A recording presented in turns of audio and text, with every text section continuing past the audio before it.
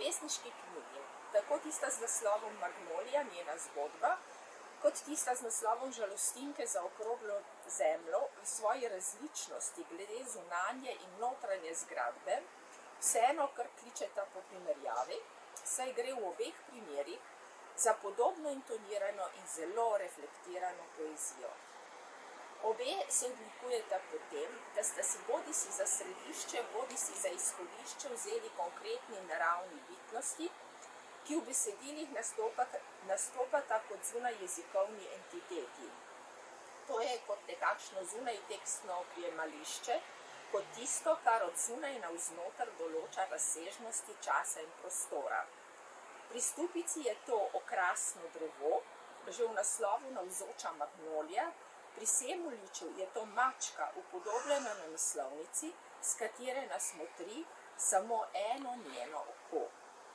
A zmotili bi se, če bi rekli, da stupica pesniško tematizira magnolijo ali Semolič mačko. Oba namreč vsak na svoj način z opaznim odmikom od splošnega bralskega pričakovanja, in to je nedvomno njuna posebna značilnost, reflektirata poetično funkcijo jezika in skoznjo vsakovrstne pojavnosti našega bivanja. Vključno z večno enigmo minevanja, spomina in nebivanja. Pri tem je magnolija naravnana bolj tuzemsko in spoznavno, saj že na samem začetku ponudi natančen izpis iz slovarske definicije, kaj je magnolija, in vrsto opomb na koncu. Opremljena je številnimi spominskimi sidrišči ali oprijemališči, ki olajšujejo branje. V Žalostinkah je teh oprijemališč manj, saj je interes knjige kot celote bolj bujvanske kot spoznavne narave. Pri Magnoliji nemudoma pade v oči razdelitev na kratko uvodno pesem in dva vsebinsko tesno prepletena tematska sklopa, ker drugače pesmim, napisanim v prozi, bralstvo ne bi moglo slediti po spirali, ki se zaključi natanko tam, kjer se je začela.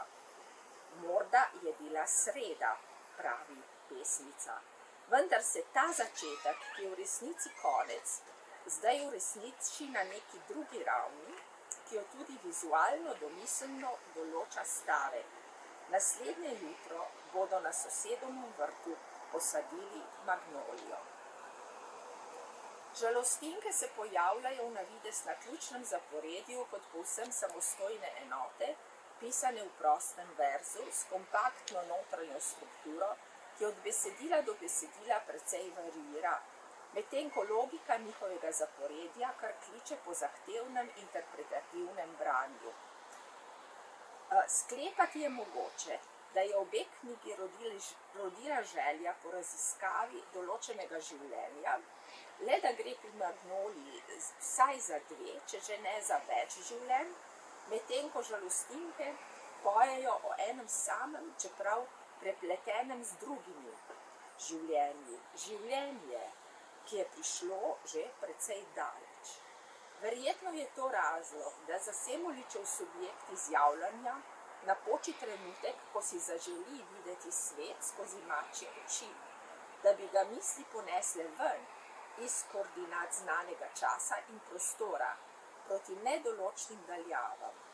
Tako Žalostinke v tem razpoloženju zlagoma drsijo proti neskončnosti, jo iščejo tam nekje,